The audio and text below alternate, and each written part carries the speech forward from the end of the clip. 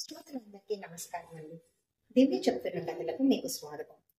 నా ఛానల్లో కథలు మీకు నచ్చినట్లయితే నన్ను తప్పకుండా సపోర్ట్ చేస్తారని నేను కోరుకుంటున్నాను. అలాగే నా ఛానల్లో కథలు మీకు నచ్చినట్లయితే లైక్స్ అండ్ కామెంట్స్ ద్వారా మీ ఎంకరేజ్మెంట్ నాకు ఇస్తారని నేను కోరుకుంటున్నాను. ఇకపోతే ఇవాళ ఒక చక్కని కథతో మీ ముందుకు వచ్చేస్తాను. ఇంకెందుకు ఆలస్యం, వినిపించేనా కథని?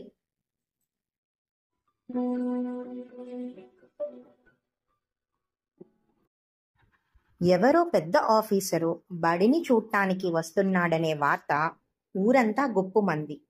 హెడ్ టీచర్ రాజారెడ్డి సారు చుట్టుపక్కల స్కూళ్లలోని టీచర్లకు, ఊర్లోని పెద్దలకు, మండలంలోని విలేకరులకు ఆ రోజు స్కూల్లోనే అదిరిపోయే విందు భోజనాలు ఏర్పాటు చేస్తున్నాడనే వార్త ఎంత రహస్యంగా ఉంచాలన్నా కుదరలేదు. ఎందుకంటే మైదుకూరు నుంచి వచ్చిన వంట మాస్టారు బిర్యానీ భాష, అతని అనుచరులు చేస్తున్న వంటల గుమగుమలు ఊరంతా వ్యాపించి అసలు విషయం అందరికీ తెలిసిపోయేలా చేసింది. పెద్ద ఆఫీసరును ఎలాగైనా మెప్పించాలనే వారం రోజుల నుంచి రాజారెడ్డి సారు క్షణం తీరిక లేకుండా ఏర్పాట్లు చేస్తున్నాడు. మొత్తానికి స్కూల్ కొత్త పెళ్లి కూతురులా ముస్తాబైంది. రంగుల షామియానాలు, కొబ్బరి ఆకుల తోరణాలు, అందమైన ముగ్గులు, స్కూల్ పక్కనున్న తార్ రోడ్డు మీద నుంచి బస్సులు, ఆటోల్లో వెళ్లే ప్రయాణికులు ఆసక్తిగా గమనిస్తూ వెళ్తున్నారు. Good morning sir, Ramappa Chennayya సార్ను పలకరించారు. ఏదో పరధ్యానంగా ఉన్న చెన్నయ్య సారు రామప్ప పిలుపుతో ఆలోచనల నుంచి బయటికి వస్తూ, రా రామప్ప, కూర్చో అంటూ కుర్చీ చూపాడు. అదో చిన్న పల్లెటూరు. ఊరికి వైపున ఉన్న ఎలిమెంటరీ స్కూలు. కొత్తగా వేసిన తార్ రోడ్డుకి ఇటువైపు చుట్టూ ప్రహరీ గోడతో ఉన్న 3 గదులు, అటువైపు 2 ఏళ్ల క్రితం కట్టిన అదనపు తరగతి ఉన్నాయి. ఆ గదిలోనే 5వ తరగతి పిల్లలకు రోజు చెన్నయ్య సారు పాఠాలు చెప్తుంటారు. చెన్నయ్య సార్ కూర్చున్న కుర్చీ పక్కనున్న ప్లాస్టిక్ కుర్చీలో రామప్ప కూర్చున్నాడు. అక్కడ 40 మంది ఉండాల్సిన పిల్లల్లో ఆ రోజు 5-6 మంది కంటే ఎక్కువ లేరు. మిగతా పిల్లలంతా స్కూల్లో వంట కార్యక్రమాల్లో సాయం చేయడానికి వెళ్లారు. అబ్బా, రాత్రంతా నిద్రలేదు సార్. తిరణాల లేపాడు పెద్దసారు. 2 పొట్టేళ్లు కోయించాడు. 60 కేజీల చికెను, ఇంకా 10 కేజీల పచ్చాపలు, ఫ్రైంగ్ కట్ట. ఆ వచ్చే ఆఫీసర్ సంగతేమో గాని పెండ్లేమైనా ఖర్చు పెడుతున్నాడు అంటూ ఆశ్చర్యం ప్రకటించాడు రామప్ప. స్కూల్కు కొంచెం దూరంలో చిన్న బంకు పెట్టుకుని బతుకుబండి లాక్కొస్తున్నాడు రామప్ప. 10వ తరగతిలో చదువు మానేశాడు.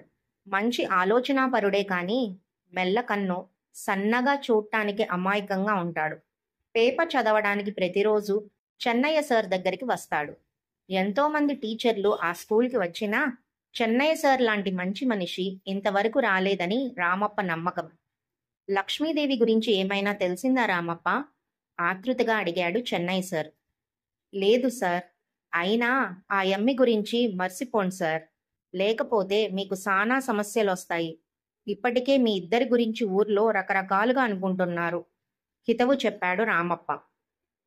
చెన్నయ్య సార్కు 24 సంవత్సరాలుంటాయి. ఎత్తు మనిషి, ఎత్తుకు తగ్గ లావు, చామన ఛాయ, అయినా ముఖంలో గొప్ప కళ. చిన్నప్పటి నుంచి చదువులో అద్భుతంగా రాణించేవాడు. కానీ విధి పగబట్టి 5వ తరగతిలో నాన్నను, 10వ తరగతిలో అమ్మను దూరం చేసి దిక్కులేని అనాథగా మార్చింది.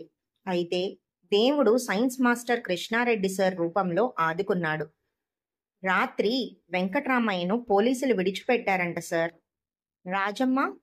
అదే సార్, వెంకట్రామయ్య భార్య తన 2 పిల్లలతో వెళ్ళి రాజారెడ్డి కాళ్ళు పట్టుకునేసరికి ఎవరెవరితోనో మాట్లాడి మొత్తానికి విడిపించుకుని వచ్చాడు. సార్ గొప్పతనం ఊర్లో కథలు కథలుగా చెప్పుకుంటున్నారు. వెంకట్రామయ్య ఒకప్పుడు బాగా బతికిన రైతే, కానీ మందుకు బానిసై నాటుసారా కాయటం మొదలుపెట్టి పోలీసులకు దొరికిపోయాడు. పిల్లలకు పొద్దు ఒక అచ్చరం ముక్క చెప్పకపోయినా ఇట్లాంటి పనులు చేసి ఊర్లో వాళ్ళు తన జోలికి రాకుండా చేసుకుంటాడు పెద్దసారు. కనీసం 20 లక్షలు ఊర్లో అప్పులిచ్చి ఉన్నాడు, 2 రూపాయల వడ్డీకి. మొన్నటికి మొన్న పోలేరమ్మ గుడికాడ పెద్దాయన విగ్రహం పెట్టించి సర్పంచ్ సోమిరెడ్డి నోరు మూయించాడు. రాజారెడ్డి సార్ లీలలన్నీ వరుసపెట్టి చెప్పుకొచ్చాడు రామప్ప. చెన్నయ్య సార్ యాంత్రికంగా వింటున్నాడు తప్ప అతని మనసు లక్ష్మీదేవి ఆలోచనలో నిండిపోయి ఉంది.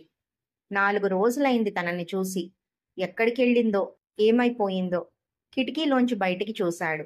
పచ్చని వరి పైరు మధ్యలో లక్ష్మీదేవి నిలబడి ఉన్నట్లు అనిపించింది. నారాయణరెడ్డి 10 ఎకరాల పొలం పక్కన తరగతి గది ఆనుకొని ఉన్న అద్దెకరం లక్ష్మీదేవి అమ్మదేనట. తన పుట్టింట 3వ ఏట తండ్రి దేశాలు పట్టి వెళ్ళిపోయాడట. ఆ దిగులుతో లక్ష్మీదేవి తల్లి మానసికంగా కుంగిపోయి రోగిష్టిలా తయారైందట. రామప్పే చెప్పాడు ఈ సంగతులన్నీ. వరి నాట్లు వేసే స్త్రీల మధ్య బాపు బొమ్మలా ఉన్న లక్ష్మీదేవిని మొదటిసారి చూశాడు చెన్నయ్య సార్. ఆ తర్వాత రోజు ఆమెను గమనించేవాడు. కల్మషం లేని నవ్వు, సహజ సౌందర్యం, నండూరి ఎంకిల, భావకవుల ఊహలో ప్రేయసిలా రకరకాలుగా అనిపించేది తనకు. పొలం దగ్గరికి వెళ్లే ప్రతిసారి తనను పలకరించేది. గలగలా సలయేరులా నవ్వేది. తను ఏమైనా చిరుతిండ్లు తింటూ ఉంటే సంకోచం లేకుండా చెన్నయ్య సార్కి పెట్టేది. పోయిన నెల తన గురువు, తన దైవం, సర్వస్వమైన కృష్ణారెడ్డి సార్ హార్ట్అటాక్తో చనిపోయాడని తెలిసి అంత్యక్రియలకు వెళ్లి వచ్చినప్పటి నుంచి తను ముభావంగా ఉండేవాడు. సారుతో తన అనుబంధం గుర్తొచ్చి కన్నీళ్లు ధారగా కారిపోయేవి. జీవితం శూన్యంగా అనిపించేది. ఆ దిగులు సముద్రంలో కొట్టుకుపోతున్నప్పుడు 4 రోజుల క్రితం తాను ఒంటరిగా గదిలో ఉన్నప్పుడు ఎదురుగా వచ్చి నిలబడింది. హఠాత్తుగా గాఢంగా కౌగిలించుకుంది. పెదవులపై ముద్దు పెట్టుకుంది. షాక్లోంచి తాను కోలుకోకముందే చదువు చెప్పిన సారు పోయాడని చిన్న పిల్లోణ్ణి లెక్కన ఏడుస్తుండవు చూడు, నువ్వు అసలైన మనిషివి సారు అని కళ్లల్లోకి చూస్తూ మళ్లీ పెదవులపై ముద్దు పెట్టుకొని వెళ్తూ వెళ్తూ తలుపు దగ్గరికి ఆగి వెనక్కి తిరిగి చూసి మనోహరంగా నవ్వి మాయమైంది. ఆ తర్వాత ఇంతవరకు కనిపించలేదు. లక్ష్మీదేవిని నేను పెండ్లి చేసుకుంటే ఎలా ఉంటుంది రామప్ప? సూటిగా అడిగాడు చెన్నయ్య సారు. నీకేమైనా పిచ్చా సార్? ఆ ఎమ్మిని నారాయణరెడ్డి పెట్టుకొని ఉన్నాడని ఊర్లో అందరికీ తెలుసు. పోయి ఆ పిల్లను వద్దు సార్, అట్లాంటి ఆలోచనలు ఇడిచిపెట్టండి కరాఖండిగా చెప్పాడు రామప్ప. ఒక విద్యార్థి పరిగెత్తుకుంటూ వచ్చి సార్, పెద్ద సార్ పిలుస్తా ఉన్నాడు అని చెప్పి అంతే వేగంగా వెనుదిరిగి వెళ్ళిపోయాడు. చెన్నయ్య సారు రామప్పతో చెప్పి తార్ రోడ్డు దాటి మెయిన్ స్కూల్ బిల్డింగ్ వైపు వచ్చాడు. గోడవారగా వరుసగా 4 పొయ్యిలు పెట్టి బిర్యానీ భాష అతని 4 అనుచరులు వంటలు వండుతున్నారు. రాజారెడ్డి సార్ పనులన్నీ పర్యవేక్షిస్తూ కలియ తిరుగుతున్నాడు. Good morning sir, Chennaiah sir wish చేశాడు. గుడ్ మార్నింగ్ చెన్నయ్య, టిఫిన్ తెప్పించాను, నీకోసం సపరేట్గా పొంగల్ తెప్పించాను, తినుపో అంటూ పురమాయించాడు. అయ్యో వద్దు సార్, ఇప్పుడే కొండయ్య కాడ ఇడ్లీలు తిన్నాను, ఆకలిగా లేదు అన్నాడు. ఇడ్లీలు ఏమైతాయి, పొంగల్ బాగుంది, తినుపో మళ్ళీ చెప్పాడు. అంత సులువుగా ఆయన వదలడని ఆఫీస్ గదిలోకి వెళ్ళి పొంగలి తిని బయటికి వచ్చి ట్యాప్ దగ్గర చేయి కడుగుతూ ఉంటే, ఎప్పుడూ పిల్లలకు 4 ముక్కలు చదువు చెప్పడమే కాదు చెన్నయ్య సార్, అప్పుడప్పుడు ఇలా 10 మందికి భోజనం పెట్టిస్తే పుణ్యం వస్తుంది, పెన్నే పెండ్లైతది. పెరుగు పచ్చడిలోకి క్యారెట్ ముక్కలు కోస్తున్న బలరామయ్య గట్టిగా అనేశాడు. అక్కడున్న వారంతా పకపకా నవ్వారు. ఇవేమీ పట్టించుకోకుండా చెన్నయ్య సార్ బయటికి వచ్చాడు. బయట తన దగ్గర చదివి హైస్కూల్ విద్య పూర్తి చేసిన గంగిరెద్దోళ్ల పిల్లలు 3 నిలబడి ఉన్నారు. వారందరికీ ఇడుపులపాయ ట్రిపుల్ ఐటీ కాలేజ్లో సీట్లు వచ్చాయి. చెన్నయ్య సార్కు వారిని చూసి చాలా సంతోషం వేసింది. మీరు లేకపోయి ఉంటే మా చదువు మధ్యలోనే ఆగిపోయి ఉండేది సార్, అంతా మీ దయ అన్నాడు సైదులు అనే విద్యార్థి. అదేం కాదురా, మీరు కష్టపడి చదివి సీట్ తెచ్చుకున్నారు, ఇంకా బాగా చదవాలి అని వారిని ప్రోత్సహించి పంపాడు. ఇక అక్కడ తనకి ఏమీ పని లేనట్లు దూరంగా ఉన్న భూతప్ప స్వామి దేవాలయం వైపు బయలుదేరాడు. దారిలో 5-6 మంది పిల్లలు తనను అనుసరించారు. కడప శ్రీశైలం బస్ ఎదురైంది దారిలో. సమయం 12 కావస్తోంది అనుకున్నాడు చెన్నయ్య సారు. దేవాలయం తనను హరిత హస్తాలతో ఆహ్వానిస్తున్నట్టు అనిపించింది. బోరింగ్ దగ్గర చల్లని నీరు తాగి అరుగు మీద కూర్చున్నాడు. పిల్లలు పక్కన కూర్చున్నారు. ఆయనకు పిల్లలంటే ఇష్టం. వారితో మాట్లాడడం అంటే ఇష్టం. కలిసి ఆడటం, పాడటం, కలలు కనడం, కల్మషం లేకుండా జీవించడం ఇష్టం. తనకు బ్యాంకులో మేనేజర్ ఉద్యోగం వచ్చినా వదులుకొని స్కూల్ టీచర్గానే ఉండిపోయాడు.